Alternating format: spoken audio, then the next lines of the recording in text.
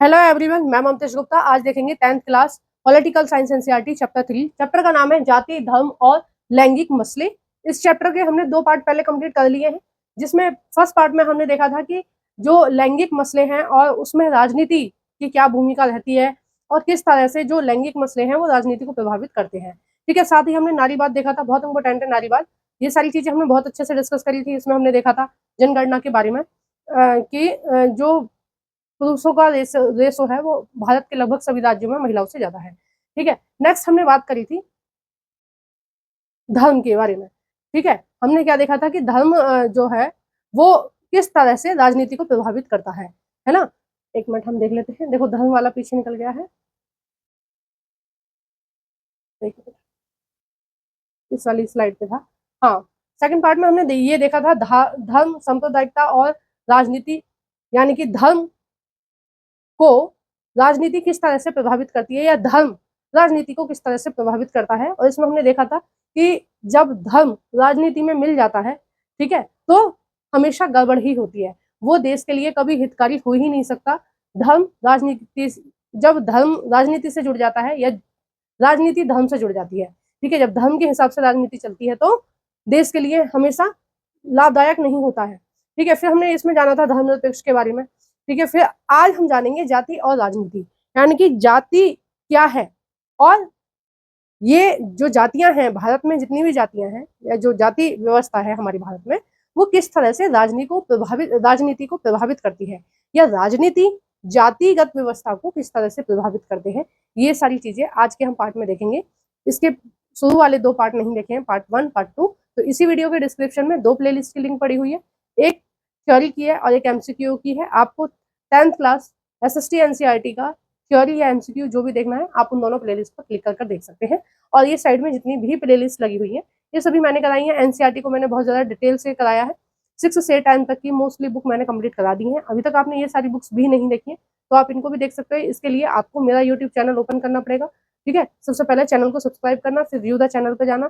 Channel open करोगे तो जो लोगो है उस पर टैप करोगे तो चैनल ओपन हो जाएगा। व्यू द चैनल पे जाना, पूरा चैनल खुलेगा, फिर आएगा home, video, short video, playlist, और उस पर आप प्लेलिस्ट वाले ऑप्शन पर क्लिक करेंगे तो ये सारी प्लेलिस्ट खुलकर आएंगी। तो आप अपनी आवश्यकता के अनुसार इन सारी प्लेलिस्टों को भी देख सकते हैं, या फिर आपके जो भी छोटे बहन भाई हैं या फ्रेंड्स हैं उनके साथ भी शेयर कर सकते हैं।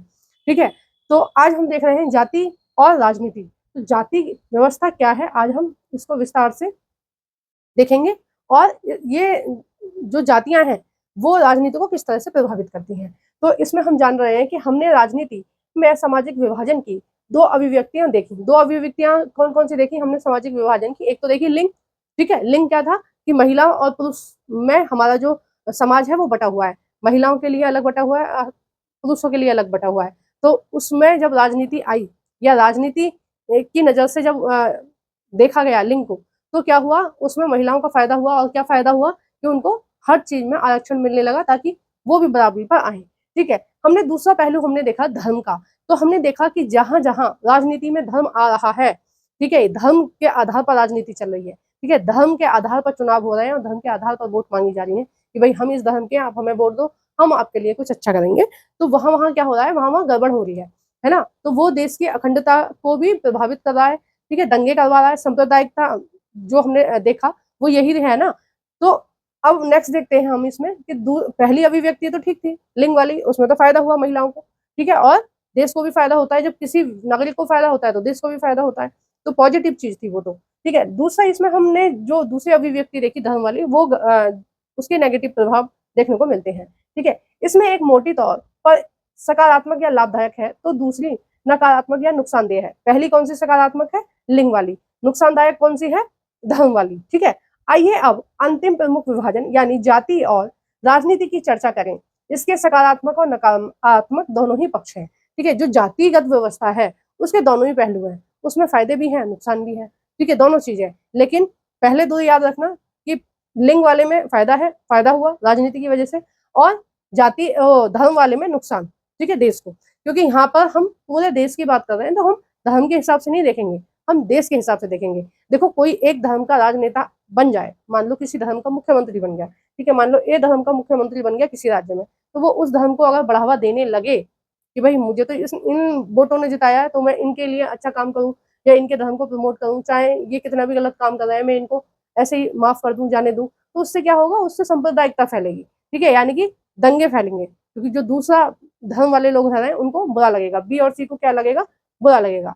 ठीक है, आइए नेक्स्ट देखते हैं इसमें जातिगत असमानता है। ठीक है, जातिगत असमानताएं क्या होती हैं? लिंग,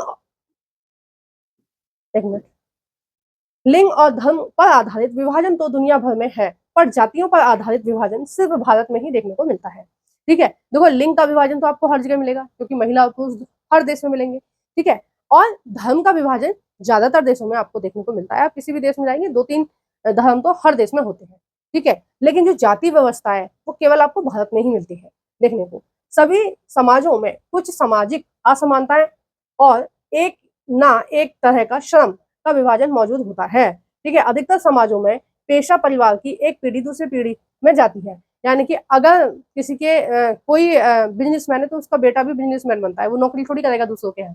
ठीक है, अगर कोई व्यक्ति मिट्टी के बर्तन बनाता है तो फिर उसके बच्चे भी आगे मिट्टी के बर्तन बनाते हैं। ठीक है, ज्यादातर मामलों में ऐसा देखने को मिलता है, 60% जो लोग हैं वो वही काम करते हैं जो उनके माता या पिता करते थे। ठीक है, जैसे किसी की शॉप है, ठीक है, कपड़ों की शॉप है या खाने पीने के जो सामान मिल रहे हैं, ग्रोसरी की शॉप है ना, या फिर कैफे है, तो पीढ़ी दर पीढ़ी वही काम चलता रहता है। ज्यादातर मामलों में 60% मामलों में ऐसा देखने को मिलता है। ठीक है, लेकिन जाति व्यवस्था इसका एक अतिवादी और स्थायी रूप है। जाति व्यवस्था क्या है? देखो ये तो एक नॉर्मल सी बात है कि जो आपके पापा करते थे, मोस्टली चांसेस वही होते हैं कि आप वही करेंगे जो आपके पापा करते थे, उसमें ही आगे बढ़ेंगे। ठीक है, क्योंकि अगर आप कोई भी बिजनेस देखें, कोई भी दुकानदार देखें, तो वो पीढ़ी दर पीढ़ी उनकी चली आ रही है। तो उसके बाबा भी करते थे वही काम, पापा भी कर रहे हैं, वो भी करेगा। ठीक है, क्योंकि एक पहचान है मार्केट में, एक वैल्यू है मार्केट में, है ना, तो आसानी से रोजगार चलता रहेगा। लेकिन जब ये जो काम है, जैसे पीढ़ी दर पीढ़ी बढ़ रहा है ये काम, कई बार क्या होता है, हमारे भारत में पहले बहुत ज्यादा ऐसा होता था कि जो काम थे वो जातियों के हिसाब से बटे हुए थे। ठीक है, जो वर्ण व्यवस्था थी उसके हिसाब से बटे हुए थे। मैं एक बार आपको बता देती हूँ वर्ण व्यवस्था क्या थी। जो वैदिक काल का जो समय था, जो पुराना बहुत पुराना समय था, उस समय क्या चलता था कि हमारा जो पूरे जो समाज के लोग थे वो 4 वर्णों में विभाजित थे। पहला वर्ण था, पहला था ब्राह्मण। ठीक है, पहला कौन सा था? ब्राह्मण। ठीक है, पहला था ब्राह्मण। ठीक है, दूसरा था क्षत्रिय, है, तीसरा था वैश्य और चौथा था शूद्र। ठीक है, तो ये 4 वर्गों में विभाजित थे। पहले वाले का ब्राह्मण वाले का क्या काम था? ब्राह्मण वाले का काम था पूजा पाठ करना। ठीक है, और जो शिक्षक होते थे वो ब्राह्मण ही होते थे। ठीक है, तो जो शिक्षा का काम, शिक्षा व्यवस्था का काम देखते थे वो ब्राह्मण। ठीक है, तो पीढ़ी दर पीढ़ी वही काम चला आता था कि इसके पापा भी बच्चों को पढ़ा रहे हैं स्कूल में, क्योंकि पढ़ाई क्या थी, वेद वगैरह की पढ़ाई थी, धार्मिक पढ़ाई होती थी, तो उसके पापा भी पढ़ाते थे, वो भी पढ़ा रहा है, ये भी पढ़ा रहा है। आपने महाभारत में भी देखा होगा, आपने रामायण में भी देखा होगा कि ये जो पढ़ाने का जो सिस्टम है ये ब्राह्मणों के हाथ में था और पीढ़ी दर पीढ़ी था। ठीक है, दूसरा, मिट गया, चलो कोई बात नहीं। तो दूसरा जो था, दूसरा इसमें मैंने आपको बताया कि दूसरा था क्षत्रिय। क्षत्रियों का क्या काम था? क्षत्रियों का काम था देश की रक्षा करना। ठीक है, क्षत्रियों का क्या काम था? दूसरे वर्ण का क्या काम था? क्षत्रियों का देश की रक्षा करना। ठीक है, क्षत्रिय का काम था देश की रक्षा करना, और ये जो क्षत्रिय थे ये सिपाही होते थे, है ना, और ये उसमें होते थे सिपाही, और ये सेना में होते थे सेनापति वगैरह, मतलब पूरा सेना का जो सिस्टम होता था वो क्षत्रियों के हाथ में ही होता था। ठीक है, दूसरी तीसरी चीज थी बनिया। ठीक है, उसको वैश्य भी बोलते हैं, बनिया भी बोलते हैं। इनका काम मोस्टली क्या था? व्यापार करने का। व्यापार यानी कि ये जो शॉप वगैरह होती है वो उनका ही काम था। और तीसरा जो था वो था शूद्र। ठीक है, मतलब जो बाकी के काम, साफ सफाई का जो काम था वो शूद्र लोग करते थे। ठीक है, ये व्यवस्था थी। ठीक है, और मेरा आपको समझाने का मतलब किसी भी बच्चे की भावनाओं को आहत करना नहीं है। जो चीजें थी पहले, मैं उनको समझाने की आपको कोशिश कर रही हूँ। देखो जैसे आज भी देखने को मिलता है कि जो ब्राह्मण होते हैं ना, वही ज्यादातर आपके घर में पूजा पाठ कराने के लिए आते हैं, चाहे आप किसी भी जाति के हैं। ठीक है, हिंदू धर्म की मैं बता रही हूँ, हिंदू धर्म में आप किसी भी जाति में हैं, लेकिन आपकी शादी कराने के लिए जो पंडित होते हैं वो ब्राह्मण ही होते हैं। ठीक है, और ज्यादातर चीजों में पूजा पाठ में ब्राह्मण ही होते हैं। बहुत सारे ब्राह्मण आज भी शिक्षक होते हैं, वैसे आजकल तो सारी बिरादरी के होते हैं, लेकिन मोस्टली। अब देखो हम आते हैं क्षत्रिय पे। अगर आप सेना में देखें, आज भी अगर आप सेना में देखें, हमारी भारतीय आर्मी में देखें, या फिर आप पुलिस में देखें, ज्यादातर लोग आपको क्षत्रिय वर्ण के ही मिलते हैं। वैसे दरवाजे भारत सरकार ने दरवाजे सबके लिए खोल रखे हैं, हर जाति का, हर धर्म का व्यक्ति कहीं भी किसी भी पोस्ट के लिए अप्लाई कर सकता है। बस आप उतने योग्यता हो आपके पास जो उस पद के लिए अनिवार्य है। ठीक है, किसी के लिए 10वीं है, 12वीं है, ठीक है, किसी के लिए ग्रेजुएशन है, वो सारी चीजें होनी चाहिए आपके पास, वो डिग्रियां होनी चाहिए, और आप किसी भी जाति से, धर्म से आप फॉर्म फिल कर सकते हैं और उस नियुक्त हो सकते हैं। ठीक है, उस पोस्ट के लिए। तो आज भी देखने को मिलता है कि पुलिस में और सेना में ज्यादातर क्षत्रिय ही है। ठीक है, वैश्यों का मैंने बताया, ज्यादातर व्यापारी आज भी बनिए ही है। ठीक है, और बाकी के जो मतलब जो वर्ण व्यवस्था पहले से जो चली आ रही थी, वो कहीं ना कहीं आज भी हमारे समाज में देखने को मिलती है। ठीक है, लेकिन कुछ अपवाद भी हैं, जैसे एक अपवाद मैं हूँ, है ना। तो मैं जो हूँ, मैं बनिया हूँ, है ना। जो वैश्य बोलते हैं, तीसरा जो वर्ण था वैश्य, या जिसको बनिया बोलते हैं, मैं बनिया हूँ। ठीक है, अब मैं कौन सा काम कर रही हूँ, मैं ब्राह्मणों वाला काम कर रही हूँ, क्योंकि पढ़ाने का काम किसका था, ब्राह्मणों का था, है ना। और मैं कौन सा काम कर रही हूँ, मैं ब्राह्मणों वाला काम कर रही हूँ। अब मैं बनियों वाला काम नहीं कर रही हूँ, बनियों का काम क्या था, व्यापार करना। ठीक है, पढ़ाई लिखाई से उन्हें कोई मतलब नहीं था। तो वर्ण व्यवस्था आज भी हमारे समाज में देखने को मिलती है। ठीक है, और उसी वर्ण व्यवस्था से ही जातियों का निर्माण हुआ है। अब जैसे पता नहीं है कैसे हट जाता है, मैं कुछ भी लिखती हूँ तो। ठीक है, जैसे मैंने 4 वर्ण बताए आपको, ठीक है, जैसे मैंने आपको 4 वर्ण बताए थे। अब देखो ब्राह्मणों में भी क्या होता है, देखो आगे ये पूरा चैप्टर इसमें ही देखने को मिलेगा। ठीक है, ब्राह्मणों में क्या होता है, ब्राह्मण में भी 3-4 कैटेगरी होती है। ये अच्छी श्रेणी के ब्राह्मण है, उच्च श्रेणी के, ये निम्न, ये मुझे अभी कुछ महीने पहले ही पता चला है कि इनमें भी श्रेणी होती है, इनमें भी कैटेगरी होती है। ठीक है, तो ये ऊंचे हैं, ये नीचे हैं, इनमें होता है। ठीक है, फिर हम दूसरा हम देख रहे थे क्षत्रिय। ठीक है, तो क्षत्रियों में भी होता है कि ये वाले राजपूत हैं, ये वाले वो हैं, ये ऊंचे हैं, ये नीचे हैं, इनमें भी होता है। ठीक है, तीसरा वर्ण था वैश्य। ठीक है, यानी कि व्यापारी वाला, तो इसमें भी ऊंचे नीचे होते हैं। ठीक है, ये अभी मुझे कुछ महीने पहले पता चला, मुझे लगता था ये वर्ण का मतलब ये होता है ब्राह्मण ब्राह्मणों में आराम से शादी कर सकते हैं, ये सब कर सकते हैं, लेकिन नहीं भाई, इनमें भी ये होता है कि ये वाले ब्राह्मण ऊंचे हैं, ये वाले नीचे हैं। फिर देखो बनियों में भी ये होता है कि हम बनियों में भी, ये वाले बनिए हैं तो इस वाले बनिए में शादी करेंगे, इन वाले बनियों के साथ ज्यादा रिश्तेदारी टाइप की चीजें रहेंगी, बाकी बनियों से थोड़े से सेपरेट रहेंगे। ठीक है, अब देखो जो चौथा वर्ण होता है शूद्र, इसमें भी बहुत सारी जातियां हैं, यानी कि जो हिंदू धर्म है उसमें जातियां बहुत अंदर तक घुसी हुई हैं। तो आपको यहाँ 4 वर्ण देखने को मिल रहे हैं, लेकिन 4 के 400 लगभग इसमें अंदर आपको जातियां देखने को मिलेंगी। ठीक है, हर वर्ण में 10-15 जातियां आपको देखने को मिलेंगी, आप नेट से सर्च कर सकते हैं। ठीक है, एक और चीज मैं आपको बताती हूँ कि अभी जो कैटेगराइज कर रखा है, इन तीनों ऊपर वाले वर्णों को तो बोलते हैं जनरल। ठीक है, ये आते हैं जनरल कैटेगरी में, और ये चौथा जो वर्ण है, ठीक है, आज की जो व्यवस्था है, ये आता है एससी कैटेगरी में। ठीक है, ये किस में आता है, एससी में। तो आप अब इस चीज को ध्यान रखना, ये जो मैंने पहले आपको समझा दी है। ठीक है, इसी के आधार पर हम आगे बढ़ते रहेंगे। ठीक है, और चीजों को हम समझते रहेंगे कि किस तरह से है। और देखो आप, मैं आपसे भी बात कर रही हूँ कि आप किसी भी जाति, आप किसी भी धर्म से हैं, चीजों को बहुत ज्यादा दिमाग में लेना नहीं है। मैंने बताया कि मैं एक अपवाद हूँ, पहले ब्राह्मणों का ये काम होता था टीचर वाला, अब मैं भी कर रही हूँ, कोई और भी कर सकता है, क्षत्रिय भी कर सकता है, वैश्य भी कर सकता है, शुद्ध भी कर सकता है, कोई भी कर सकता है। ठीक है, तो आज ऐसी बाउंडेशन नहीं है।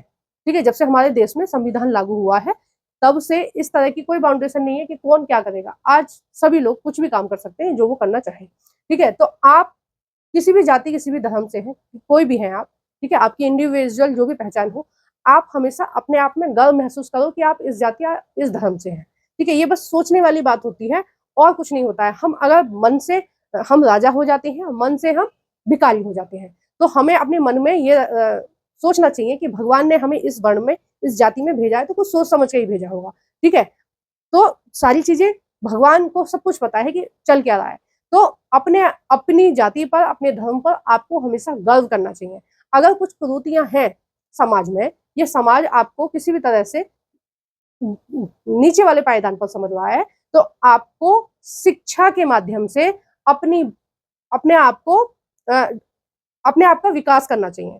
ठीक है, और शिक्षा के बल पर आप वहां पहुंच सकते हैं जहां कोई भी व्यक्ति शायद ना पहुंच पाए। ठीक है, तो आप वहां पहुंच सकते हैं। जैसे हम भीमराव अंबेडकर जी का मैं उदाहरण देती हूँ, और मुझे मतलब इतना अच्छा कैरेक्टर लगा उनका कि मैं बता नहीं सकती आपको, कि एक व्यक्ति ने अर्थ से और आसमान तक की ऊंचाई छू ली। ठीक है, मतलब बिल्कुल जमीन से आसमान तक की ऊंचाई एक व्यक्ति ने छू ली।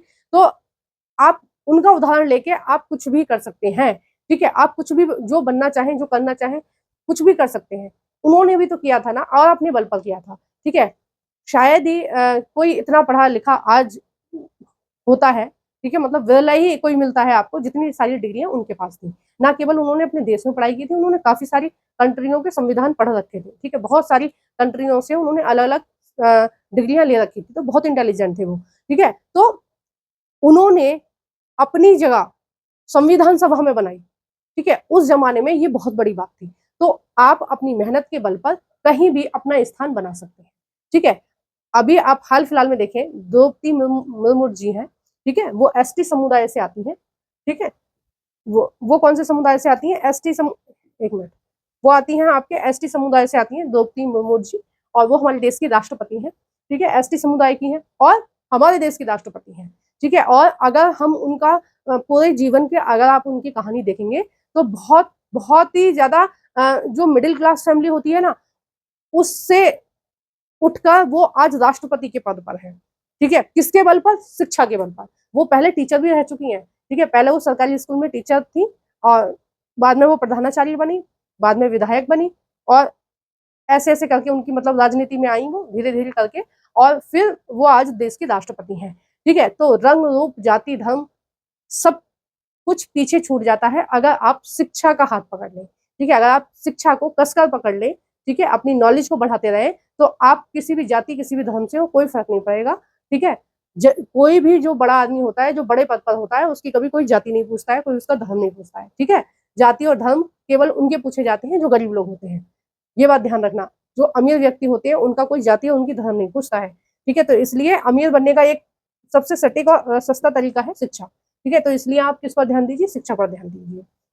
नेक्स्ट है, अधिकतर समाजों में पेशा परिवार की एक पीढ़ी दूसरी पीढ़ी में जाती है, लेकिन जाति व्यवस्था इसका एक अतिवाद है। ठीक है, अतिवाद क्या मतलब है? कि जो जाति व्यवस्था का मतलब हो गया कि आप यही काम करोगे। ठीक है, और स्थायी रूप है। अन्य समाज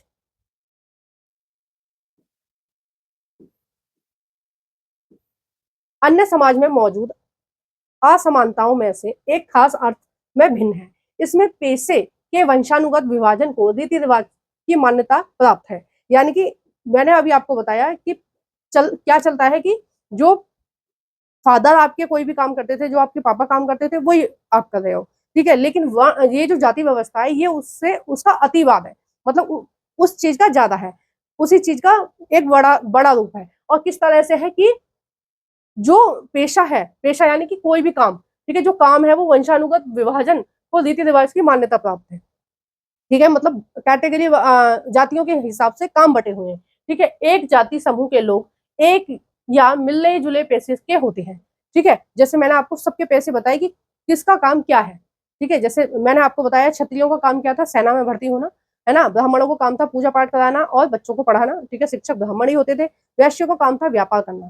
ठीक है, तो साथ ही उन्हें एक अलग सामाजिक समुदाय के रूप में भी देखा जाता है ना। इसमें आप में से ही बेटी रोटी अर्थात शादी और खान पान का संबंध होता है। यानी कि ये यहाँ पर ये बात कही गई है कि एक ही जाति के लोग अपनी ही जाति से शादी करते हैं। ठीक है, बेटी रोटी का मतलब हो गया अपनी बेटी उसी अपनी ही जाति में देंगे। अरेंज मैरिज में यही होता है ना, अपनी कास्ट वाले से ही शादी करते हैं, तो अपनी बेटी उनके घर में देंगे और उनकी बेटी अपने घर में शादी करेंगे उसी कास्ट से। और फिर खान पान भी साथ साथ चलता है, तो बेटी रोटी का संबंध होता है। बेटी रोटी का मतलब समझ गए ना कि उनसे ही हमारी रिश्तेदारी अपनी कास्ट वालों से ही, और अपनी कास्ट वालों से ही शादी होगी, सारी चीज अपनी कास्ट वालों के साथ। ठीक है, तो उनके साथ क्या होता है? बेटी रोटी का संबंध होता है। अन्य अन्य जाति समूहों में उनके बच्चे की ना तो शादी हो सकती है और ना ही महत्वपूर्ण पारिवारिक और सामुदायिक आयोजनों में उनकी पात में बैठकर दूसरी जाति के लोग भोजन कर सकते हैं। यानी कि क्या होता है? अपनी जात वालों से ही यारी दोस्ती रिश्तेदारी सब कुछ होती है, और उसमें ही हम लोग क्या करते हैं? शादी करते हैं। ठीक है, तो जाति व्यवस्था एक वंशानुगत चीज है। ठीक है, वंशानुगत मतलब पीढ़ी दर पीढ़ी वही चला आ रहा है। ठीक है, नेक्स्ट इसमें देखते हैं, एक मिनट पेन ले लेती हूँ मैं। नेक्स्ट इसमें है वर्ण व्यवस्था अन्य जातीय समूह से भेदभाव और उन्हें अपने से अलग मानने की धारणा पर आधारित है। यानी कि क्या मतलब हुआ कि जाति व्यवस्था क्या है? कि जो वर्ण व्यवस्था है, वर्ण व्यवस्था अन्य जाति समूह से भेदभाव और अपने से अलग मानने की धारणा है। यानी कि जो मैंने आपको 4 वर्ण बताए, तो उनमें क्या है कि हम इस कास्ट के हैं और हम दूसरे कास्ट वालों के साथ ना तो शादी करेंगे, ना विवाह रखेंगे, ठीक है। यानी कि आना जाना खाना पीना ये सारी चीजें नहीं रखेंगे, वो दूसरी कास्ट के हैं, हम दूसरी कास्ट के हैं, ठीक है। तो इस तरह की चीजें होती हैं। नेक्स्ट है इसमें अत्यज अत्यज जातियों के साथ छुआछूत का भी विवाह किया जाता है। यानी कि कुछ जातियां ये सोचती हैं कि हम क्या है, हम बड़ी जाति हैं, तो हम दूसरों के साथ छुआछूत का विवाह रख रहे हैं, ठीक है। इसकी चर्चा हमने 9वीं क्लास में की थी। यही कारण है कि ज्योतिबा फूले, महात्मा गांधी, डॉक्टर भीमराव अम्बेडकर और पेरियार रामस्वामी नायकर जैसे राजनेताओं और समाज सुधारकों ने जाति भेदभाव से मुक्त समाज की व्यवस्था बनाने की बात की और उसके लिए काम किया, ठीक है। सबसे पहले अगर हम बात करें तो आवाज उठाई थी किन्होंने, महात्मा गांधी जी ने, ठीक है। महात्मा गांधी जी ने उठाई थी और ये सारे लोग भी साथ थे, भीमराव अम्बेडकर जी, ज्योतिबा फुले जी, ठीक है, रामास्वामी नायकर जी, तो इन सब लोगों ने भी ये जाति व्यवस्था के खिलाफ आवाज उठाई थी। और ब्रह्म समाज के लोग भी, काफी सारे ब्रह्म समाज के लोग भी, ब्रह्म समाज में कौन थे, मोस्टली ब्राह्मण थे, ठीक है। तो नाम ही उसका ब्रह्म समाज है। तो जो ब्रह्म समाज के लोग थे, उन्होंने भी इस जाति व्यवस्था को खत्म करने के लिए काफी सारी आवाजें उठाई थी और उन्होंने पहले ही बोला था कि जब भी हमारा देश आजाद होगा हम इस जाति व्यवस्था को नहीं रखेंगे, ठीक है। जैसा कि अब हमारे देश में जाति व्यवस्था नहीं चलती है। मैंने आपको बताया कि हर व्यक्ति किसी भी जाति किसी भी धर्म से है, आज जो भारत का नागरिक है वो कहीं भी जॉब कर सकता है, कोई भी पद वो ले सकता है अपनी योग्यता के अनुसार, ठीक है। एक अपवाद उसमें मैं भी हूँ। इन महापुरुषों के प्रयास और सामाजिक आर्थिक बदलावों के चलते आधुनिक भारत में जाति की संरचना और जाति व्यवस्था में भारी बदलाव आया, ठीक है। अब जाति व्यवस्था में धीरे धीरे किस तरह से बदलाव आया, क्यों आया, एक तो इन महापुरुषों ने प्रयास किए कि इन्होंने संविधान ऐसा बना के दिया है कि छुआछूत जैसी चीजें नहीं कर सकते, ठीक है। और कोई भी जॉब कोई भी कर सकता है, टीचर कोई भी हो सकता है, ठीक है। तो ये सारी चीजें जो इन्होंने बना के दी हैं, उसकी वजह से ये कुछ बदलाव आए। दूसरा है सामाजिक आर्थिक बदलाव आए। तो जब सभी लोग पढ़ने लगे तो थोड़ा थोड़ा पैसा सबके पास आने लगा। जो पहले पढ़े लिखे नहीं थे वो बाद में पढ़ने लगे, ठीक है, क्योंकि संविधान ने सबको पढ़ने की इजाजत दी और एक ही स्कूल में पढ़ रहे हैं हर जाति हर धर्म के हर समुदाय के लोग। तो जब एक ही साथ पढ़ रहे हैं तो फिर आगे भी वो जॉब कर रहे हैं, तो फिर उससे आर्थिक स्थिति ठीक होने लगी। तो जब लोगों के पास पैसा आता है तो फिर छुआछूत जैसी चीजें खत्म हो जाती हैं। और ये चीजें गाँव में ज्यादा चलती हैं, छुआछूत, जाति, ये वर्ण व्यवस्था, ये सारी चीजें, धर्म वगैरह शहरों में नहीं चलते हैं। क्यों? क्योंकि शहरों में लोग शिक्षित है, पहली बात। दूसरी बात, लोगों के पास पैसा है। तीसरी बात, उनके पास टाइम ही नहीं है एक दूसरे की बुराई करने का, एक दूसरे का कुछ भी करने का। वो सब अपने काम से काम रखते हैं। जितने आप बड़े शहरों में जाते रहेंगे, आपको ये जाति भेदभाव ये आपको देखने को नहीं मिलेगा, ठीक है। जैसे जहां मैं दिल्ली में जिस इलाके में मैं रह रही हूँ, वहां पर किसी तरह का धार्मिक जाति भेदभाव नहीं होता, ठीक है। हमारे गली मोहल्ले में जितने भी लोग रह रहे हैं, हम उनके यहाँ जाते हैं त्योहारों पर, वो हमारे यहाँ आते हैं। उनके यहाँ पर कोई खुशी होती है, कुछ लड्डू वड्डू बटने की बात होती है, वो हमारे घर भिजवाते हैं, हम उनके घर भिजवाते हैं, ठीक है। मिठाई वगैरह जो भी होता है, मतलब थोड़ा बहुत सोशल चीजें जो भी होती हैं वो हमको करते हैं, हम उनको करते हैं। लेकिन गाँव में बहुत ज्यादा चलता है, गाँव में कि ये इस जाति का है तो ये मोहल्ला इस जाति के लोगों का है, वो मोहल्ला उस जाति के लोगों का है, हम उस जाति का नहीं खाएंगे और वो हमारी जाति का नहीं खाएंगे। मतलब इतना ज्यादा चलता है गाँव में।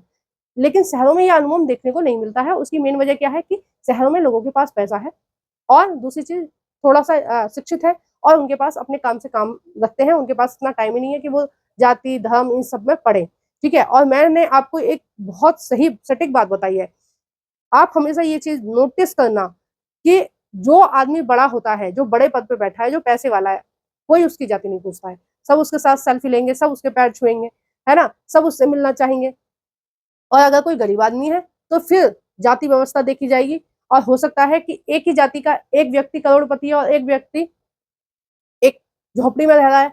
तो जो करोड़पति व्यक्ति है और जो झोपड़ी में रह रहा है, तो करोड़पति व्यक्ति है वो कभी भी झोपड़ी वाले के साथ उठना बैठना पसंद नहीं करेगा, ठीक है। अपनी बेटी उसके घर में शादी करना पसंद नहीं करेगा, उसके साथ खाना खाना नहीं पसंद करेगा।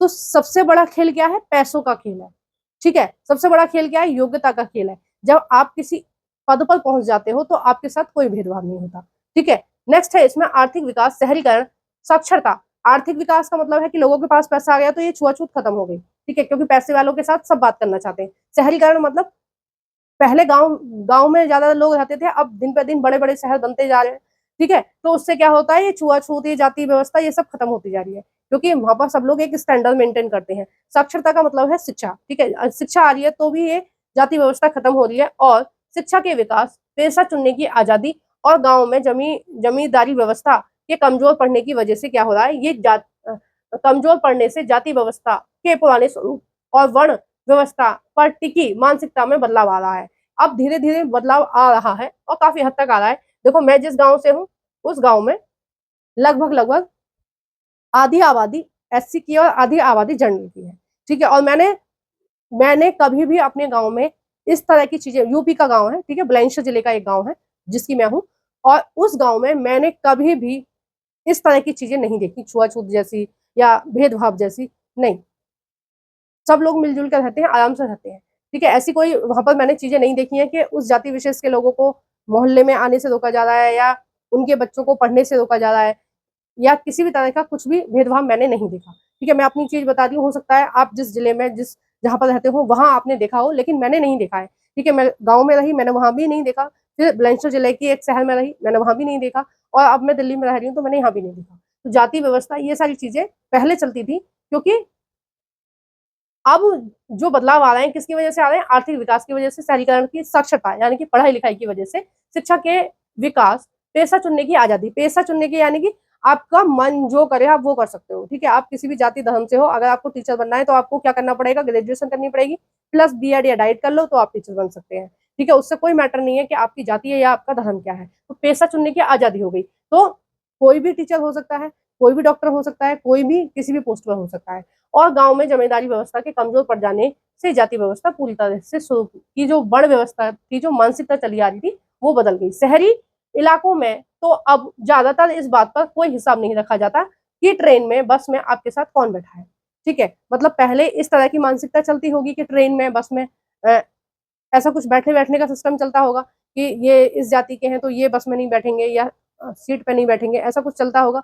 लेकिन अब तो देखने को नहीं मिलती है, जो टिकट लेगा वो सीट पे बैठेगा, जो ट्रेन में टिकट नहीं लेगा वो जेल जाएगा। ठीक है, टीटी आएगा तो टिकट पूछेगा तो जेल ही भेजेगा। तो अगर आपने टिकट ली है बस की, ट्रेन की, गाड़ी की, जो जिसकी भी, तो आप आराम से वहां पर बैठ के जा सकते हैं। आप किसी भी जाति किसी भी धर्म से कोई फर्क नहीं पड़ता।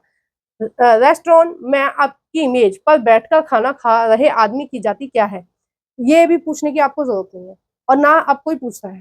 ठीक है, रेस्टोरेंट में हर जाति हर धर्म के लोग जाते हैं, कोई बोर्ड छपा होता है क्या कि इस जाति या इस धर्म के ही जाएंगे इसमें, ऐसा कुछ नहीं होता। संविधान में किसी भी तरह के जातिगत भेदभाव का को निषेध माना गया है। ठीक है, जातिगत भेदभाव को क्या माना गया है, गलत माना गया है। अब अगर कोई जातिगत भेदभाव करेगा तो उसको दंडनीय अपराध माना जाएगा। ठीक है, और ये जो छुआछूत वाली चीज है, जो छुआछूत वाली चीज है कि भेदभाव वाली जो चीज है, वो हमारे आर्टिकल 17 में है। ठीक है, किसमें है, आर्टिकल 17 यानी कि अनुच्छेद 17 में ये बात है कि अगर आप छुआछूत किसी भी तरह का मानते हैं और इस चीज के सबूत सामने वाली पार्टी दे देती है तो आपको जेल जाना पड़ेगा। ठीक है, नेक्स्ट है, संविधान ने जाति व्यवस्था से पैदा हुआ अन्याय को समाप्त करने वाली नीतियों का आधार तैयार किया। ठीक है, तो इस तरह के कुछ आर्टिकल डाले हैं जिनकी वजह से ये छुआछूत व्यवस्था खत्म हुई है। अगर 100 साल पहले कोई व्यक्ति एक बार फिर भारत लौटकर आए तो यहाँ हुए बदलावों को देखकर वो हैरान हो जाएगा। ठीक है, यानी कि 100 साल पहले की जो व्यवस्था थी और जो संविधान बनने के बाद की जो व्यवस्था है वो देखकर चौंक जाएगा कि अरे ये तो भारत पूरी तरह से बदल गए। यहाँ तो पहले जाति धर्म इस समय बटे रहते थे, अब तो सब लोग आराम से मिलकर रह रहे हैं। ठीक है, और अब शादी वगैरह का भी कोई बाउंडेशन ऐसा ज्यादा नहीं है, बच्चे पढ़ लिख जाते हैं तो माँ बाप फिर राजी हो जाते हैं, कोई बात नहीं, चाहे किसी जाति की है धर्म की है, बच्चे आपस में शादी कर रहे हैं, कोई बात नहीं। ठीक है, ऐसा कुछ फैमिली के विचार अच्छे हैं तो वो इस तरह की इजाजत देते हैं। ठीक है, बहरहाल समकालीन भारत से जाति प्रथा विदा नहीं हुई है। ठीक है, अभी भी कहीं कहीं इस तरह की जाति व्यवस्था देखने को मिलती है कि आज भी मानते हैं कि ये इस जाति का है, ये इस धर्म का है। ठीक है, जाति व्यवस्था के कुछ पुराने पहलू अभी भी बरकरार हैं। अभी भी ज्यादातर लोग अपनी जाति या कबीले में ही शादी करते हैं। ज्यादातर ज्यादातर कितने, 80-90% लोग अपनी ही जाति में शादी करते हैं। ठीक है, चाहे वो जनरल से हैं, चाहे ओबी से हैं, चाहे एसटी से हैं, चाहे एससी से हैं, ये सभी एसटी एससी वाले भी, जनरल ओबीसी वाले भी क्या करते हैं, अपनी जाति की लड़कियों से ही अपने लड़कों का विवाह करते हैं।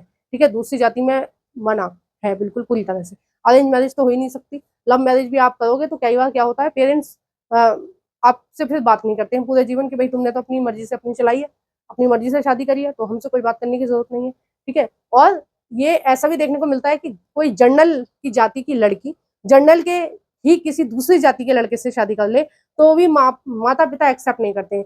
एससी की जाति की कोई लड़की, ठीक है, एससी की जाति की कोई लड़की, जैसे एससी में 3-4 जातियां हैं, ठीक है, तो एससी की ये वाली जाति की लड़की अगर इसमें से किसी जाति के लड़के से शादी कर ले तो बवाल हो जाता है, ठीक है, कि आपको इस जाति की लड़की है तो इस जाति से ही शादी करनी पड़ेगी, इन दोनों तीनों से नहीं कर सकते, ठीक है। तो यहाँ तक बाउंडेशन है आज भी, ठीक है, देखने को मिलती है, अरेंज मैरिज में होती है। और आप लोग मेरी जो वीडियो देख रहे हैं मोस्टली मिडिल क्लास फैमिली के हैं आप, तो आपके घर में ये खूब चलता होगा, ठीक है। और आपकी शादी हो गई है या होगी तो मोस्टली चांस है कि अरेंज मैरिज होगी, लव मैरिज का दूर दूर तक कोई मतलब नहीं है, ठीक है। वो तो बहुत कम चांसेस होते हैं कि जो अरेंज मैरिज, वो सॉरी, आपको लव मैरिज की परमिशन मिल जाए घर से, ठीक है, वरना नहीं मिलती है। स्पष्ट संवैधानिक प्रावधान के बावजूद छुआछूत की प्रथा अभी भी पूरी तरह से समाप्त नहीं हुई है। जाति व्यवस्था के अंतर्गत सदियों से कुछ समूहों को लाभ की स्थिति में और कुछ समूहों को दबाकर रखा गया है। यानी कि ये जो वर्ण व्यवस्था पहले से आ रही थी, ये जो जाति व्यवस्था पहले से चली आ रही थी, कुछ जातियों को तो एक्स्ट्रा पावर दे रखी थी और कुछ जातियों को बिल्कुल कोई पावर नहीं दे रखी थी, ठीक है। तो इसका प्रभाव रहा है, इसका प्रभाव सदियों के बाद आज तक नजर आ रहा है। जिन जातियों में पहले से पढ़ाई लिखाई का चलन मौजूद था और उनकी शिक्षा पर पकड़ थी, आधुनिक शिक्षा व्यवस्था में भी उनका बोलबाला आज भी है, ठीक है। आज भी देखने को मिलता है कि जो जातियां पहले से पढ़ लिख रही थी आज भी उनमें संख्या ज्यादा है, और जो जिन जातियों में पढ़ाई लिखाई का जो चलन हुआ है वो संविधान बनने के बाद हुआ है, तो वो जातियों के लोग आज भी संख्या में कम पढ़ते हैं, ठीक है। थोड़ा सा प्रभाव रहता है। देखो, कोई चीज कॉपी पेपर पर लिख जाना और कोई चीज हमारे व्यवहार में आ जाना, उसमें जमीन आसमान का अंतर है। नियम हर चीज के बनते हैं। अब देखो, बाल विवाह का नियम बना हुआ है, क्या बाल विवाह रुक गया 100%? नहीं, आज भी बहुत सारे यहाँ पर होता है, बहुत सारे धर्मों में हो रहा है, जातियों में हो रहा है, ठीक है, बहुत सारे स्टेट में हो रहा है, आज भी राजस्थान में होता है, ठीक है, हरियाणा में होते हैं बाल विवाह, महाराष्ट्र में भी देखने को मिलते हैं ऐसे केस, और हो सकता है दिल्ली में भी होते हो, ना आती हो न्यूज में, क्योंकि हम तो उन्हीं चीजों को खबरें, उन्हीं चीजों को मानते हैं ना जो न्यूज में आ रही हैं। जो न्यूज में नहीं आ रही वो कैसे आप मान लेंगे? आपको कैसे पता चलेगा कि इस तरह की चीजें भी समाज में चल रही हैं? लेकिन चल रही हैं, ठीक है। आज भी बाल विवाह चोरी छुपे कहीं कहीं कोई कोई केस देखने को मिलता है। तो कोई चीज जो पुरानी हजारों साल से चली आ रही है वो एकदम से बंद नहीं होती है, ठीक है, चाहे उसके लिए कितने भी कानून बन जाए, एकदम से बंद नहीं होती है, धीरे धीरे बंद होती है। आज भी बाल विवाह हो रहे हैं, 16 साल की लड़कियों की शादी हो जाती है, जबकि 18 साल की लड़की की शादी होनी चाहिए, लेकिन 17 की भी कई बार खबरें आती हैं न्यूज में, ठीक है, इस तरह की। नेक्स्ट है, जिन जातियों का पहले से शिक्षा से वंचित रखा गया, वंचित यानी कि जो पहले बच्चे नहीं, जिस जाति के बच्चे नहीं पढ़ते थे, उनके सदस्य आज भी स्वाभाविक तौर से पिछड़े हैं। यही कारण है कि शहरी मध्य वर्ग में अगड़ी जाति के लोगों का अनुपात सामान्य रूप से काफी ज्यादा है, ठीक है। अगड़ी जाति का मतलब होता है जनरल, ठीक है, अगड़ी जाति का मतलब होता है जनरल। देखो, ये चीज तो मैं आपको नहीं बताऊंगी कि कौन सी जाति किस वर्ण में आ रही है, वो आप नेट से सर्च कर लीजिए, ठीक है। जनरल में कौन कौन सी जातियां आ रही हैं, और ओबीसी में कौन सी जाति आती है, एससी में कौन सी जाति आती है, एसटी में कौन सी जाति आती है, ये आप नेट से सर्च कर लेंगे, थोड़ा सा आपको आइडिया हो जाएगा, नेट पे सब कुछ पड़ा हुआ है, ठीक है। और वैसे तो आपको जानकारी होगी, आप अगर आप 10th क्लास में हैं, तो 10th क्लास से छोटा बच्चा तो इस वीडियो को नहीं देख रहा होगा, तो जब आप 10th क्लास में, तो आपने देखा होगा आसपास किस तरह के, किस समुदाय के, किस धर्म के, किस जाति के लोग रह रहे हैं, ठीक है। नेक्स्ट है, इसमें जाति और आर्थिक हैसियत में काफी निकट संबंध है, ठीक है। यानी कि ऐसा देखने को मिलता है कि जो जातियां पहले से पढ़ लिख रही थी, पहले से अच्छे उनको व्यापार वगैरह या ये मतलब ऊंचे ऊंचे पद पर थे, पहले से प्रशासन में थे, ठीक है, राजा के मंत्री मंत्री हुआ करते थे, आज भी वो जातियां आर्थिक रूप से ठीक है दूसरी जातियों से, ठीक है। जातिगत असमानता शीर्ष बॉक्स में देख सकते हैं, ठीक है। नेक्स्ट है, राजनीति में जाति। अब देखो, राजनीति में जाति आने से क्या क्या गड़बड़ हो रही है वो हम यहाँ पर देखेंगे। राजनीति में जाति, सांप्रदायिकता की तरह, सांप्रदायिकता क्या थी? हमारा धर्म अच्छा है, हमारे धर्म के शासक होने चाहिए, ये है सांप्रदायिकता, और हमारे धर्म का ही मुख्यमंत्री, प्रधानमंत्री, एमपी, एमएलए हमारे धर्म का होना चाहिए। तो अपने ही धर्म को आगे बढ़ाना, दूसरे के धर्म को छोटा समझना, निम्न समझना, ये क्या है? ये सांप्रदायिकता है। कोई भी धर्म अपने आप को क्या सोच रहा है? मैं श्रेष्ठ हूँ, दूसरे धर्म बेकार है, तो ये क्या है? ये सांप्रदायिकता है, ठीक है। तो सांप्रदायिकता की तरह जातिवाद भी मान्यता पर, इसी मान्यता पर आधारित है ठीक है। सांप्रदायिकता में क्या था कि हम दूसरी धर्म को छोटा, हमने मतलब हम ऐसा देखते हैं कि सांप्रदायिकता में कि कोई धर्म दूसरे धर्म को क्या समझ रहा है, छोटा समझ रहा है, कम समझ रहा है, बेकार समझ रहा है, किसी भी तरह से उसको अपनी बराबरी पे नहीं समझ रहा है। तो ये क्या है, सांप्रदायिकता। तो जाति व्यवस्था भी यही है। जाति व्यवस्था क्या है कि हम दूसरी जातियों को अपने बराबरी का नहीं समझ रहे हैं। ठीक है, हम क्या सोच रहे हैं कि ये जाति हमसे कम है। ठीक है, जाति व्यवस्था क्या है, भेदभाव ही तो है। सांप्रदायिकता क्या है, भेदभाव ही तो है कि हम दूसरे धर्म से इसलिए भेदभाव कर रहे हैं कि हम क्योंकि उसको कम समझ रहे हैं अपने से। जाति व्यवस्था क्या है कि अपने से दूसरी जाति वालों को कम समझना। ठीक है, कि जाति इस मान्यता पर आधारित है कि जाति ही सामाजिक समुदाय के गठन का एकमात्र आधार है। इस चिंतन पद्धति के अनुसार एक जाति के लोग एक स्वभाव सामाजिक समुदाय का निर्माण करते हैं। ठीक है, एक स्वाभाविक सामाजिक समुदाय का निर्माण करते हैं एक ही जाति के लोग, और उनके हित में उनके जो हित होते हैं वो एक जैसे होते हैं, तथा दूसरी जाति के लोगों से उनके हितों का कोई मेल जोल नहीं होता है, जैसे कि हमने सांप्रदायिकता के मामले में देखा था। वही चीजें जो मैंने आगे आपको पहले पढ़ा दी है, बता दी है, समझा दी है। उसमें क्या था, मैंने क्या समझाया था कि हम किस तरह से इसको देख रहे हैं कि हमारी वाली जाति अच्छी है, दूसरे वाले की हम उसको निम्न समझ रहे हैं या उसको अपने से कम समझ रहे हैं। ठीक है, यहाँ पर कुछ चीजें दी हुई हैं, ये आप पढ़ लेना। ठीक है, इंपॉर्टेंट होती हैं सारी चीजें जो साइड में लिखी होती हैं, उनको जो पढ़ा करो। ठीक है, उनसे काफी सारी चीजें देखने को मिलती, समझ में आती हैं। यह मान्यता हमारे अनुभव से पुष्ट नहीं होती। हमारे अनुभव बताते हैं कि जाति हमारे जीवन का एक पहलू जरूर है, लेकिन यही एकमात्र या सबसे ज्यादा महत्वपूर्ण पहलू नहीं है। ठीक है, अगर आप देखें तो जीवन के किसी भी पड़ाव में आपको कोई फर्क नहीं पड़ना चाहिए कि सामने वाले की जाति क्या है। ठीक है, इससे आपको कोई लेना देना नहीं है, ना आपका इससे कोई प्रॉफिट है, ना आपका कोई नुकसान है। उसकी जो भी जाति है, वो जो भी काम करता है, आपको क्या। ठीक है, अगर आपको उसकी सेवाएं चाहिए तो आप पैसे दीजिए, सेवाएं लीजिए, या फिर आपको उसके यहाँ जॉब करने की जरूरत है तो आप जॉब कीजिए, उससे पैसे लीजिए, अपने काम से काम रखिए। तो मतलब समझाने के तौर पर यहाँ एनसीईआरटी कह रही है कि राजनीति में जाति के अनेक रूप ले सकती है। जो राजनीति अगर जाति में घुस जाए या जातियां राजनीति में घुस जाए तो क्या होता है, इसके वो अनेक रूप ले सकते हैं। किस तरह से ले सकते हैं, जब पार्टियां चुनाव के लिए उम्मीदवारों के नाम तय करती हैं तो चुनाव क्षेत्र के मतदाताओं की जातियों का हिसाब ध्यान में रखती हैं, ताकि उन्हें चुनाव जीतने के लिए जरूरी वोट मिल जाए। जब सरकार का गठन किया जाता है तो राजनीतिक दल इस बात का ध्यान रखते हैं कि उसमें विभिन्न जातियों और कबीलों के लोगों की उचित जगह क्या है। ठीक है, अब ये आपको ना समझ में आया हो, मैं आपको अपनी भाषा में समझाती हूँ कि जो भी व्यक्ति चुनाव के लिए खड़ा होता है, ठीक है, मान लो कोई चुनाव हो रहा है, ये चुनाव हो रहा है और इसमें ए पार्टी के लोग हैं, बी पार्टी के लोग हैं, सी पार्टी के लोग हैं। ठीक है, 3 पार्टी के लोग हैं। अब ये जब वोट मांगने जाएंगे तो ये देखेंगे कि ये इस एरिया में, ठीक है, ये जो एक मिनट, अब ये क्या देखेंगे, इस एरिया के लिए ये वोट मांग रहे हैं। ठीक है, इस पूरे एरिया के लिए ये वोट मांग रहे हैं। अब ये देखेंगे ये तीनों पार्टी के लोग कि इस एरिया में किस धर्म के लोग रह रहे हैं। ठीक है, तो ये उसी धर्म के प्रत्याशी को यहाँ से खड़े करेंगे, उसी आदमी को टिकट देंगे कि भाई तुम चुनाव के लिए खड़े हो जाओ, तुम यहाँ से एमपी बन लो, तुम यहाँ से एमएलए बन लो।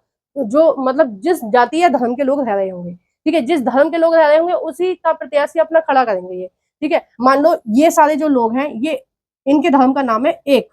ठीक है, एक है, मान लो इसकी जाति का नाम क्या है, एक है। तो ये क्या करेगा, ये लोग क्या करेंगे, ए वाले को खड़ा करने की कोशिश करेंगे कि ए वाले को खड़ा करो, क्योंकि ये एक वाले को वोट देंगे। ठीक है, तो ये इसको वोट देंगे, इसलिए क्या करो, इस जाति का खड़ा करो। अब जैसे जातिगत जनगणना की बात कही जा रही है तो उसमें क्या होगा, उसमें बहुत गड़बड़ वाली चीज होने वाली है कि सभी राजनीतिक पार्टियों को यह पता चल जाएगा कि इस क्षेत्र में इस जाति के लोग रह रहे हैं।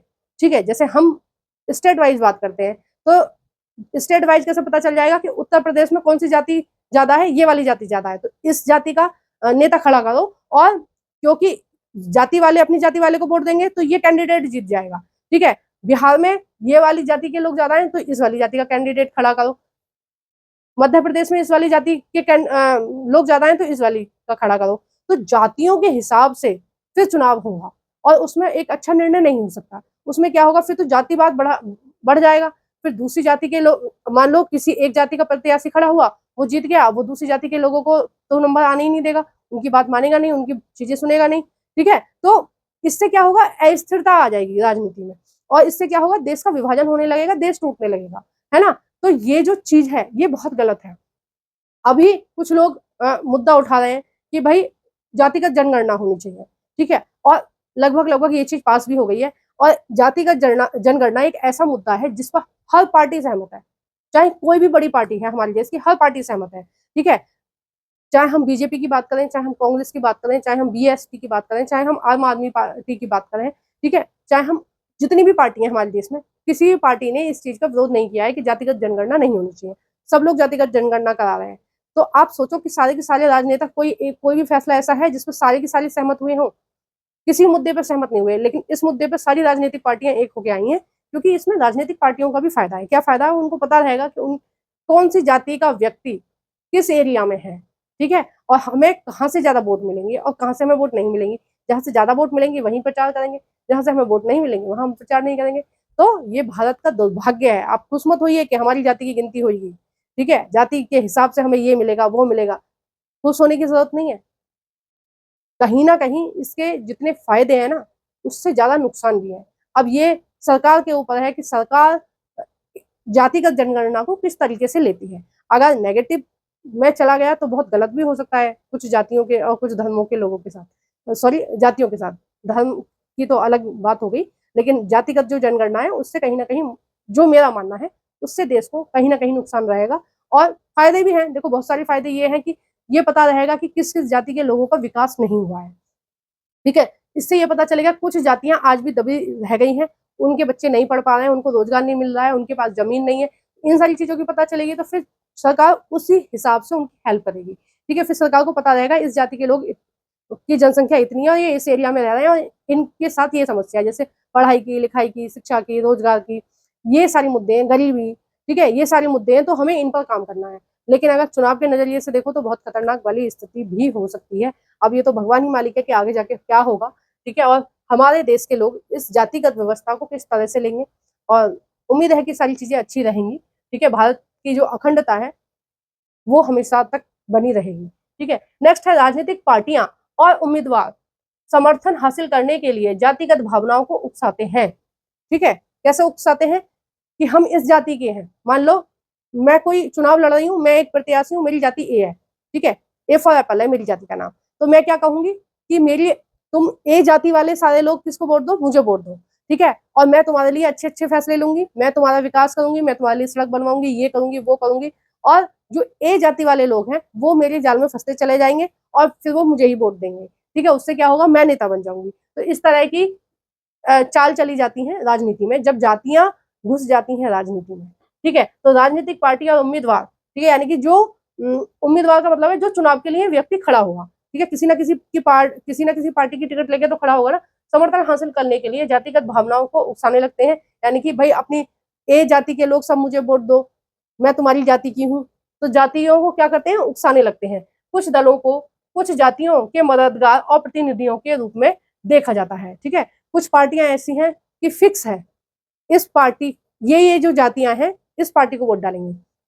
यानी कि देखो कुछ कुछ चीजें समाज में फिक्स होती हैं। ये सारी चीजें आपको भी पता होंगी, आप देखते होंगे आसपास में कि बीजेपी को इस जाति की वोट पड़ती है, इस जाति के सारे लोग बीजेपी को वोट डालते हैं, इस जाति के सारे लोग किसको सपोर्ट कर रहे हैं? कांग्रेस को सपोर्ट कर रहे हैं, इस जाति के सारे लोग बीएसपी को सपोर्ट कर रहे हैं, इस जाति के सारे लोग आम आदमी पार्टी को सपोर्ट कर रहे हैं। तो ये जो जातिगत व्यवस्था है ये राजनीति को इस कदर तक भी प्रभावित करती है, ठीक है। तो इससे क्या होता है कि कुछ दल और कुछ जातियों के मददगार और प्रतिनिधियों के रूप में भी देखा जाता है कि उनको पता है कि हमारी पार्टी को ये जातियां वोट डालती हैं, तो हम इनके लिए कुछ अच्छा अच्छा करेंगे ताकि अगले चुनाव में भी हमको ही वोट दें, ठीक है। नेक्स्ट है सार्वभौमिक वयस्क मत अधिकार। और सार्वभौमिक वयस्क मत अधिकार का मतलब है कि जो भी व्यक्ति 18 वर्ष से ऊपर का है उसको वोट डालने का अधिकार है।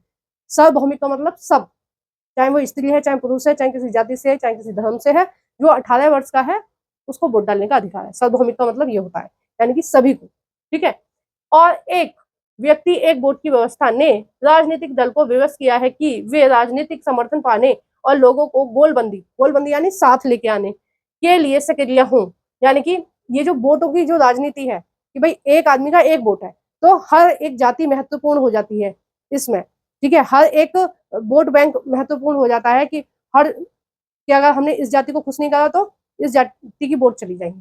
ठीक है, तो इससे उन जातियों के लोगों में नई चेतना पैदा होती है जिन्हें अभी तक छोटा और नीचा माना जाता था।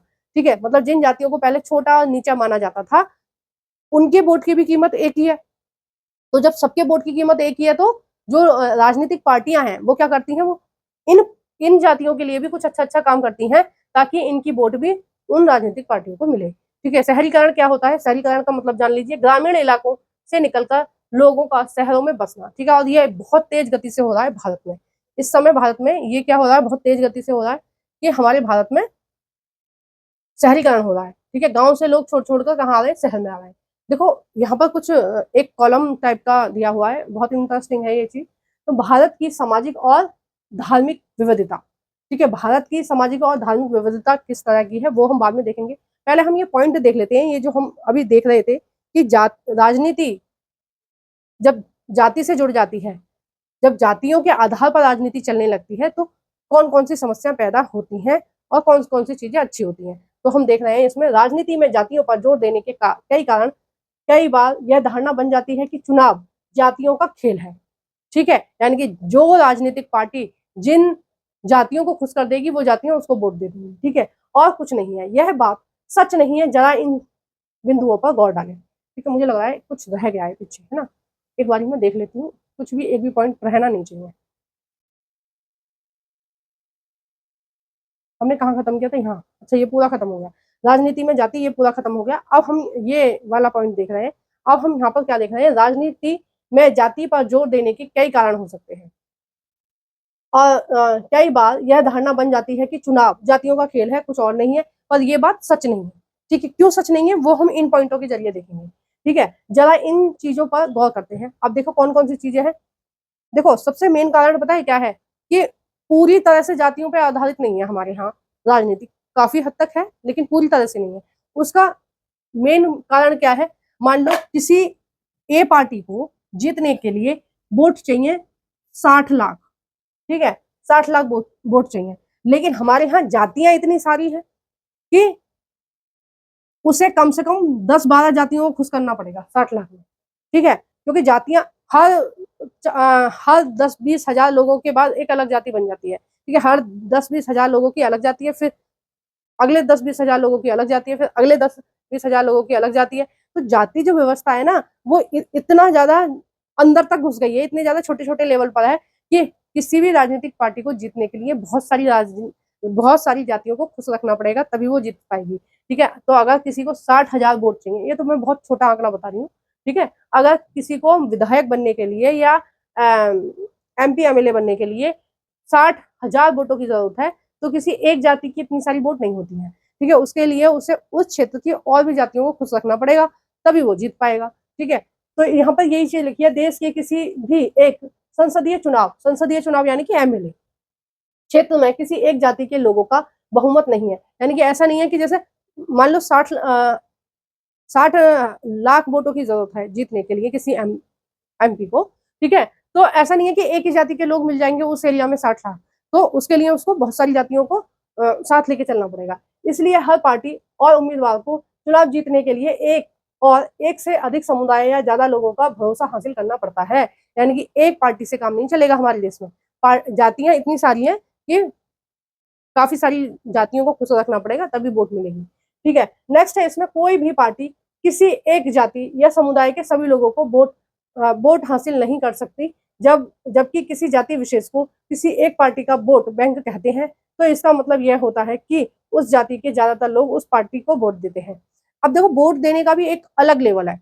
मान लो हमारे यहाँ पर 3 लोग खड़े हुए हैं, A B और C। ठीक है, ए वाला क्या बोल रहा है कि अगर मैं जीत गया ना तो तुम्हारे यहाँ रोड बनवा दूंगा।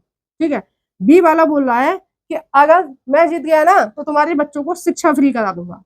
ठीक है, C वाला बोल रहा है कि अगर मैं बन गया ना तो ये जितनी भी झुग्गी झोपड़ी है इनको हटवा दूंगा और पक्के मकान दे दूंगा तुम्हें। ठीक है, अब डिपेंड ये जो लोग खड़े हुए हैं, ठीक है, ये जो चुनाव के लिए लोग खड़े हुए हैं ये वोट मांगने जाएंगे तो लोग अपने हिसाब से इनको वोट देंगे। जिसको सड़क की जरूरत है वो A को वोट देगा क्योंकि उसको पता है ये आदमी A वाला सड़क बनवाएगा। किसी को जरूरत घर की है तो वो इस सी वाले को वोट देगा, किसी को पढ़ाई की जरूरत है तो वो बी वाले को वोट देगा।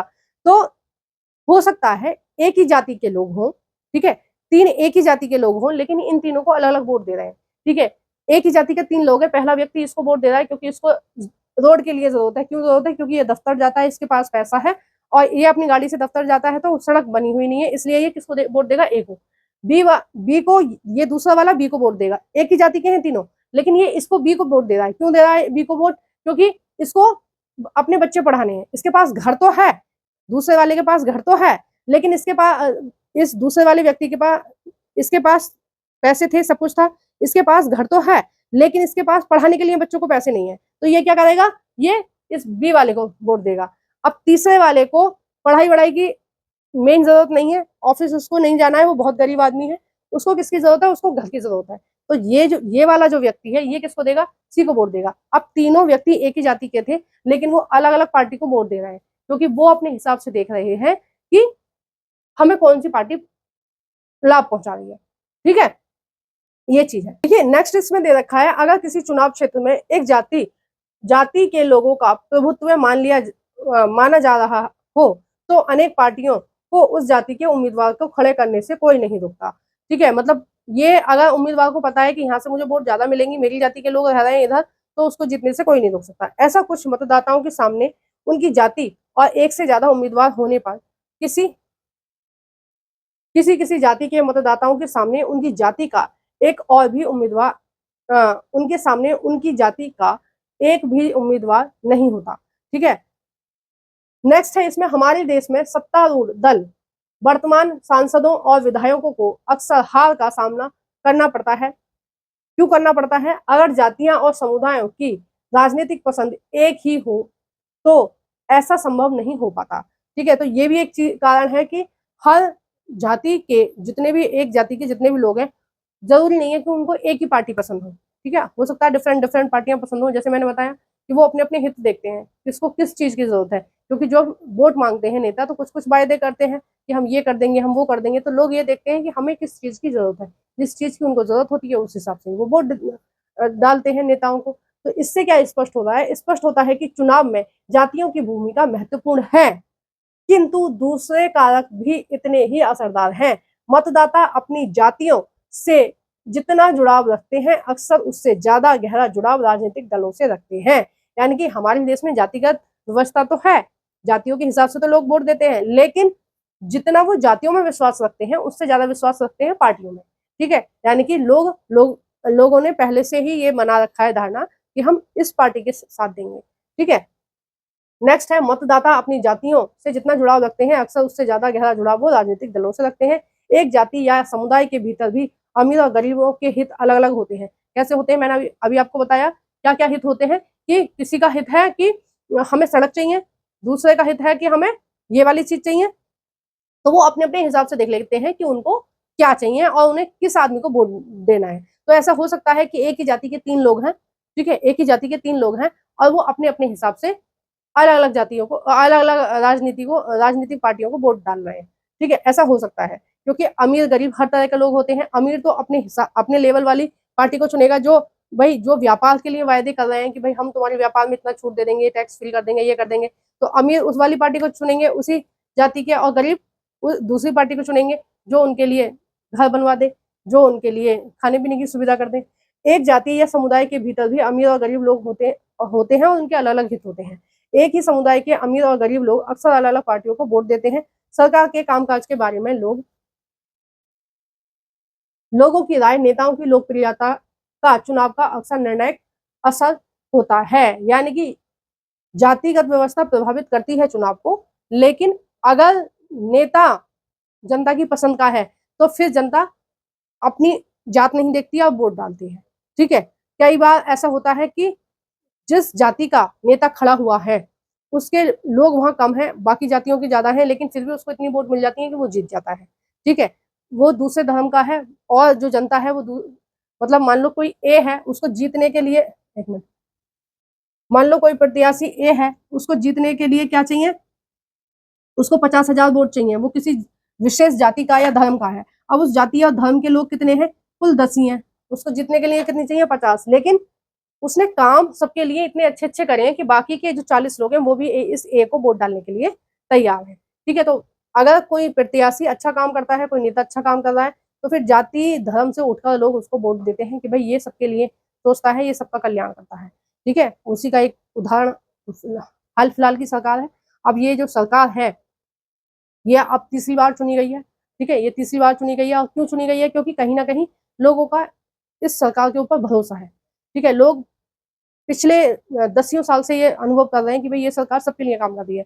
सबके लिए सिलेंडर की व्यवस्था, सबके लिए लाइट की व्यवस्था, सबके लिए सड़क की व्यवस्था, स्कूल की व्यवस्था, ठीक है, गरीबों के लिए खाना, ये सारी चीजें ये सरकार सबके लिए देख रही है। तो लोग जाति और धर्म से ऊपर उठकर इस पार्टी को वोट दे रहे हैं। ठीक है, हाल फिलहाल में जो सरकार है चल रही है केंद्र में, उसको उसकी बात करेंगे मैं। ठीक है, नेक्स्ट है जाति के अंदर राजनीति। जातियों के अंदर किस तरह की राजनीति होती है वो हम देखते हैं। अभी तक हमने हमने इसी चीज पर गौर किया है कि राजनीति में जातियों की क्या भूमिका है। पर इसका यह मतलब नहीं है कि जाति और राजनीति के बीच सिर्फ एक तरफा ही संबंध होता है। यानी कि ऐसा नहीं है कि राजनीति जो है वो राजनीति ही संबंध रखती है जाति से, जबकि जातियां भी राजनीति से संबंध रखती हैं। वो हम देखते हैं कैसे। राजनीति भी जातियों जातियों को राजनीति के अखाड़े में लाकर जाति व्यवस्था और जातिगत पहचान को प्रभावित करती है। इस तरह सिर्फ राजनीति ही जातिग्रस्त नहीं है, जातियां भी राजनीतिग्रस्त है। ठीक है, यह चीज अनेक रूप से हमें देखने को मिलती है। कौन कौन से रूप से देखने को मिलती है? हर जाति खुद में बड़ा बनना चाहती है। ठीक है, हर जाति को यह लगता है कि उसको अटेंशन ज्यादा मिले, उसको समाज में सम्मान ज्यादा मिले। ठीक है, हर जाति ऐसा चाहती है। सो पहले वह अपने समूह की जिन उपजातियों को छोटा और नीचा बताकर अपने से वो बाहर रखती थी, अब वो उनके साथ साथ आने की कोशिश करती है। ठीक है, क्या होता है कि हर जाति क्या चाहती है, हर कैटेगरी क्या चाहती है कि समाज में उसका वर्चस्व हो, उसको सम्मान मिले। तो वो क्या करते हैं कि जिनसे वो पहले भेदभाव करते थे ना, अपनी ही जाति अपने ही वर्ग के दूसरी जातियों से जो भेदभाव करते थे, अब क्या करते हैं वो कि भाई हमें अपनी वाली पार्टी, अपने वाले इस जाति के लोग को जिताना है, तो हमें सब छोटी छोटी जातियों को एक मिल जाना है और हम इसको जिताएंगे, तो फिर क्या होगा, हमारा वर्चस्व बना रहेगा। ठीक है, ऐसा कोई भी कर सकता है। ऐसा ओबीसी भी वाले भी कर सकते हैं कि ओबीसी की सारी जातियां एक हो जाएं और इस कैंडिडेट को जिता लो, तो ओबीसी का थोड़ा सा वर्चस्व बन जाएगा इस क्षेत्र में। एससी वाले भी कर सकते हैं, जनरल वाले भी कर सकते हैं। ठीक है, कोई भी कर सकता है ऐसे कि अपने अपने ही ग्रुप की जो छोटी छोटी जातियां थी, जिनके साथ वो पहले भेदभाव करते थे, लेकिन अब क्या कर रहे हैं, राजनीति में आने के लिए उन सबको एक कर लेते हैं। आपने राजनेताओं को देखा होगा, वो क्या करते हैं, जब वो चुनाव लड़ते हैं ना, तो गरीब से गरीब आदमी से हाथ जोड़कर वोट दीजिए। ठीक है, चाहे वो अगले 5 साल में नजर नहीं आएंगे, लेकिन जब वोट मांगने आएंगे तो हाथ जोड़ के वोट मांगेंगे। ठीक है, जो बुढ़े बुढ़े से लोग होते हैं उनके पैर छूएंगे। ये ड्रामा बस उस टाइम तक चलता है जब तक वोट न डल जाए। वोट डालने के बाद मजा है कोई आपके घर पैर छूने आ जाए। वोट डालने से पहले सब पैर छू के जाएंगे, हाथ जोड़ेंगे। ठीक है, तमीज से बात करेंगे, ये छुआछूत दूर करो, ये करो, वो करो।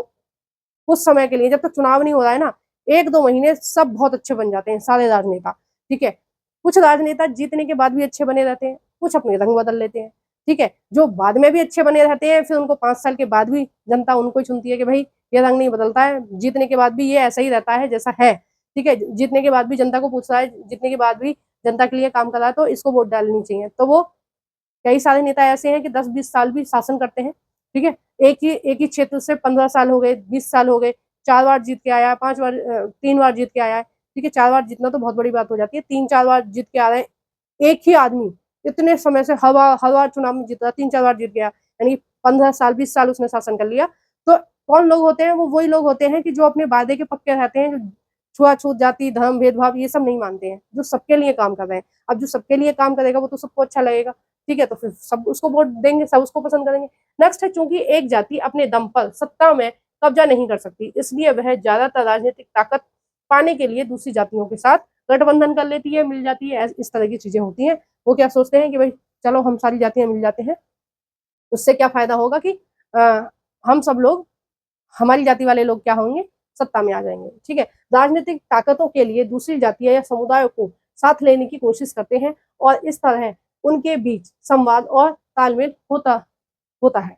ठीक है, राजनीति में नए किस्म की जातिगत गोलाबंदी भी हुई है, जैसे अगड़ी और पिछड़ी जाति मिल जाती है। कई बार क्या होता है कि एक ही धर्म की सारी जातियां एक साथ मिल जाती हैं कि भाई तुम सब लोग मिल जाओ, हम एक धर्म के लोग हैं, सारे लोग मिल जाओ, इस आदमी को जिता दो ताकि ये हमारे देश का विकास करे। ठीक है, तो मैंने अभी आपको बताया ना कि ये जो हाल फिलहाल में सरकार चल रही है, ये पिछले 3 बार से जीतती आ रही है। इसका कारण क्या है कि लोगों में बहुत ज्यादा उत्साह है इस गवर्नमेंट के प्रति। उनको पता है कि पिछले 10 सालों में इसने बहुत अच्छा काम किया तो आगे भी करेगी। ठीक है, और खासकर मैं कोरोना काल से बहुत ज्यादा खुश हूँ, क्योंकि कोरोना काल में सरकार ने इतनी ज्यादा मदद करी है कि दुनिया के किसी देश में इतनी मदद नहीं हुई है। ठीक है, घर घर में फ्री राशन, जो गरीब थे उनकी खाने पीने की व्यवस्था करी है। तो इस सरकार से अच्छा कोई सरकार नहीं हो सकती, जिसने गरीबों के लिए खाने की सुविधा करी है, मुफ्त खाना बांटा है, और केवल दाल चावल फ्री में नहीं बांटे हैं, देसी घी भी कई जगह देखने को मिला कि देसी घी भी बांटा है कुछ जगह पे। कुछ राज्य सरकारों का भी होता है ना, वो भी अपनी तरफ से भी देते हैं। और कुछ जगह ये देखने, सरसों का तेल, ठीक है, दालें और मिर्च मसाले, सारी चीज बांट रहे हैं वो, ताकि कोई भी व्यक्ति भूखा ना मर जाए। फ्री में सबको दवाइयां, सब कुछ इतना बांटा है। अगर ये सारी सुविधाएं नहीं देती ना गवर्नमेंट, तो जितने लोग कोरोना से नहीं मरे ना, उतने लोग लॉकडाउन में भूखे मर जाते। ठीक है, आज भी हमारे देश के लगभग 20% लोग ऐसे हैं जो रोज कमाने और रोज खाने वाले हैं। 2 साल तक काम धंधे बंद रहे थे, बहुत सारे लोग भूखे मर जाते। तो जो भूखमरी नहीं फैली हमारे देश में, वो इस सरकार की वजह से है। और मैं पर्सनली ऐसा मानती हूँ कि इतना अच्छा काम शायद ही कोई पार्टी और राजनीतिक पार्टी इतना अच्छा काम कर पाती, जितना अच्छा काम इस गवर्नमेंट ने किया। कोरोना में किसी को भी भूख से नहीं मरने दिया। ठीक है, और मेडिकल सुविधाएं कम रही, ये बात मैं मान रही हूँ, और उसका मेन कारण ये है कि बीमारी इतने बड़े लेवल पर थी, तो इतने डॉक्टर कहाँ से आएंगे। ठीक है, 140 करोड़ लोग एक साथ बीमार हो जाएंगे, तो इतने हॉस्पिटल कहाँ से आएंगे। और ये गड़बड़ हमारे देश में नहीं हुई है, ये तो पूरी दुनिया में हुई है। कोरोना तो एक बहुत भयानक बीमारी, महामारी थी, ये आप सब लोगों को पता है। ठीक है, और भारत एक अकेला ऐसा देश है जिसने फ्री में इतने सारे लोगों को खाना बांटा है, दवाइयां बांटी हैं, सब कुछ फ्री में बांटा है। भारत एक अकेला ऐसा देश है जिसने फ्री में वैक्सीन लगवाई है, जो वैक्सीन आपकी और हमारी लगी है। ठीक है, मैंने भी लगवाई है 2 वैक्सीन। ठीक है, तो जो वैक्सीन हमने लगवाई है, वो लगभग एक वैक्सीन की कीमत 700 से 800 रुपए थी। ठीक है, जो हमें फ्री में लगवाई गई है। अगर वो वैक्सीन पैसे में लगाई होती तो कोई गरीब लोग नहीं लगवा पाते। ठीक है, जो लोग पूरे दिन में 500 रुपए कमा रहे हैं, वो 700 रुपए की वैक्सीन कैसे लगवा लेंगे, लगवा ही नहीं सकते। ठीक है, एक घर में 7-8 सदस्य हैं, कैसे लगवाएंगे कोरोना की वैक्सीन। तो सबके कोरोना की वैक्सीन फ्री में लग रही थी, इसलिए सबने लगवा ली। तो ये सरकार ने बहुत बड़ा सहयोग किया है वाकई में, और पूरी दुनिया में ऐसा किसी देश में देखने को नहीं मिला कि फ्री में वैक्सीन, फ्री में खाना, फ्री में दवाइयां, ये सब। ठीक है, तो ऐसा कई बार ऐसा होता है कि सारी जातियां मिल जाती हैं और उस राजनीतिक पार्टी को सपोर्ट करती हैं जो उनके लिए अच्छा काम कर रहा है। ठीक है, जैसा अभी मैंने आपको बताया, पिछले 2 बार से भी यही सरकार है, तीसरी बार भी यही सरकार चुनी गई है। इस प्रकार जाति राजनीति में कई तरह की भूमिका निभाती है, और एक तरह से यही चीजें दुनिया भर की राजनीति में फैली है। दुनिया भर में राजनीति पार्टी वोट पाने के लिए सामाजिक समूह और समुदायों को गोलबंद करने का प्रयास करती है। यानी कि दुनिया भर में राजनीतिक पार्टियां क्या करती हैं, इस तरह से गोलबंद करती हैं, गोलाबंदी करती हैं, यानी कि अनेक जातीय या अनेक धर्मों को साथ लेके आती हैं, उनको साथ लेकर चलती हैं, उनके साथ अच्छा व्यवहार करती हैं, ताकि वो सत्ता में बने रहें। ठीक है, नेक्स्ट है, कुछ खास स्थितियों में राजनीति में जातिगत विभिन्नता और असमानता वंचित और कमजोर समुदायों के लिए अपनी बातें आगे बढ़ाने और सत्ता में अपनी हिस्सेदारी मांगने की गुंजाइश भी पैदा करती है। ठीक है, नेक्स्ट इसमें दिया है कि इस अर्थ में जातिगत राजनीति ने दलित और पिछड़ी जातियों के लोगों के लिए सत्ता तक की पहुंच का निर्णय की प्रक्रिया को बेहतर ढंग से प्रभावित किया है। ठीक है, दलित और पिछड़ी जातियां कौन सी है, ये एसटी और एससी की बात यहाँ पर कर रहे हैं कि उनकी वजह से ही ये एससी एसटी की जो जातियां हैं वो भी आज हमारे यहाँ राजनीति में आ पा रही हैं। अनेक पार्टियां और गैर राजनीतिक संगठन खासकर जातियों के खिलाफ भेदभाव समाप्त करने और उनके साथ ज्यादा सम्मानजनक व्यवहार करने और उनके लिए जमीन जायदाद का अवसर उपलब्ध कराने की मांग करने के लिए आंदोलन करते हैं। ठीक है, यानी कि कुछ राजनीतिक समुदाय और कुछ समाज सेवी जो होते हैं, वो इस तरह के आंदोलन करते हैं कि भाई जो गरीब लोग हैं, जो गरीब जातियां हैं, उनको भी ये अधिकार मिलने चाहिए, उनके पास भी प्रॉपर्टी होनी चाहिए, उनके पास भी जमीन होनी चाहिए, उनके पास भी घर मकान होने चाहिए। पर